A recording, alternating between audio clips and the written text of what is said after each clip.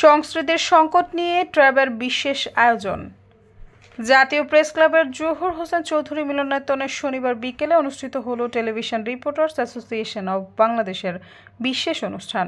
বিষয় ছিল বাংলাদেশের সাংস্কৃতিক অঙ্গনের বর্তমান সংকট, তার কারণ এবং উত্তরণের সম্ভাব্য পথ। সে সঙ্গে গুণী ও সৃজনশীল ব্যক্তিত্বের সম্মাননা প্রদান করা হলো। ট্র্যাব সভাপতি কাদের মনসুরের সভাপতিত্বে অনুষ্ঠানের সূচনা হয়। প্রধান অতিথি হিসেবে উপস্থিত ছিলেন বাংলাদেশ ফেডারেল সাংবাদিক ইউনিয়নের মহাসচিব কাদের গনি চৌধুরী। স্বাগত বক্তব্য দেন ট্র্যাব সাধারণ সম্পাদক শহুদ জাহাঙ্গীর। বিশেষ অতিথি ছিলেন এটিএন বাংলার উপদেষ্টা তাশিক আহমেদ, বিএফইউজে সাংগঠনিক সম্পাদক এরফানুল হক নাহিদ এবং বাদশাহ সভাপতি কামরুল হাসান দর্পণ।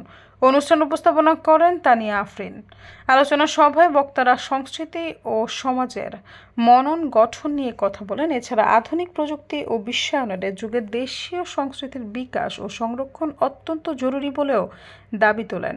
এরপর তরুণ প্রজন্মকে বই পড়া, নাটক, সিনেমা দেখা এবং সঙ্গীত চর্চায় উৎসাহিত করার বিষয়ে নিজেদের মতামত জানান অনেকে। এ সময় সরকারের পাশাপাশি বেসরকারি উদ্যোগেও সাংস্কৃতিক কর্মকাণ্ডকে এগিয়ে নিতে হবে বলেও জানান তারা। অনুষ্ঠানের সন্ধ্যার মূল আকর্ষণ ছিল ট্র্যাব এক্সেলেন্স অ্যাওয়ার্ড 2025। বিভিন্ন বিভাগে 26 বিশিষ্ট শিল্পী, সৃজনশীল ও সমাজসেবককে সম্মাননা দেওয়া হয়।